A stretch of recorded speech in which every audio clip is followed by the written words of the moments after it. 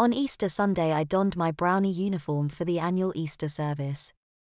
Mother, father, and Judy also attended and I joined the rest of the brownies. Some wore their uniform whilst others wore Sunday dresses, and no one was more surprised than I when Benjamin and his younger brother Anthony arrived wearing Sunday dresses too. I quizzed them about why they didn't wear their uniforms and glumly, they told me that they always wear a dress on a Sunday. It's one of Mother's rules. Anthony added before telling me that this is the first time they've worn their dresses in such a public place. It wouldn't have been so bad for them if it was just brownies and guides in attendance, but the Cubs, Scouts and plenty of other local kids attended church on Easter Sunday too. The fact that I attended wearing my brownie uniform was somewhat overshadowed by Benjamin and Anthony's dresses. I paid more attention to Benjamin and Anthony than the teacher as we endured the boredom of Sunday school. Each wears an identical dress in all but size, cream in color with a sparse floral print of pink blooms with green foliage. The sleeves are short and puffed, the collar is broad and white, trimmed with lace. Beneath their skirts I spy petticoats, and their legs are clad in thin white tights.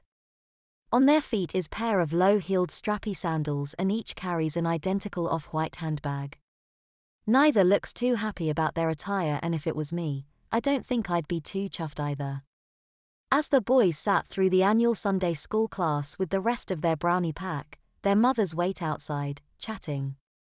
Vincent's mother is impressed to learn that Benjamin and Anthony's dresses are entirely handmade by their mother, who proudly states, "I make most of their dresses." I wouldn't know where to start. Vincent's mother replied. I did suggest he wears one of his sister's old dresses today but he wanted to wear his uniform. So did Benjamin and Anthony, they feared they'd be the only ones not in uniform but quite a few turned up in proper dresses. Thankfully Vincent isn't the only one in uniform either, but I would like to see him wearing a proper dress, I think he's just reluctant, she said, before asking if she had a preference as to which of her sons might be crowned May Queen.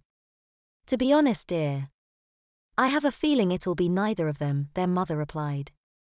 Allowing boys to be involved is a welcome break from tradition, but I suspect that tradition will prevail and the May Queen will be a girl.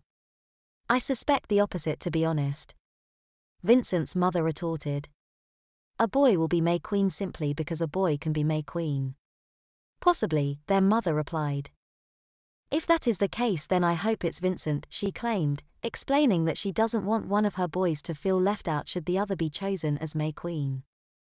I hope it's Vincent too, his mother stated. But that's a mother's prerogative, she bashfully added. This looks like them now, she said as the children began to filter out of the church hall.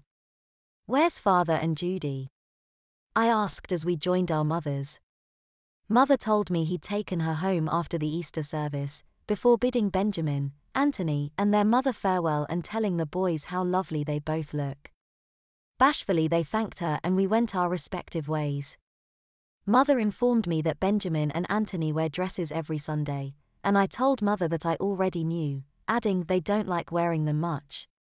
It's nice that they do though. Mother replied. Their mother makes them herself, you know. Really? Millimeter hem. She also says that by giving them a bit of girl time helps them to not be too boisterous or unruly the rest of the time, she informed B. Apparently Benjamin was getting a reputation for being a bit of a bully at junior school, so when he started secondary school she began their weekly petticoating regime. Weekly what? I asked. Petticoating regime, putting boys in pretty dresses, she replied. I wouldn't like that very much. You wear your brownie uniform once a week. Mother replied. That's not so bad, is it? No, but my brownie uniform isn't pretty. I replied. I don't think I'd like to wear a proper dress. You'll be wearing a proper dress for the May Queen parade. Mother reminded me.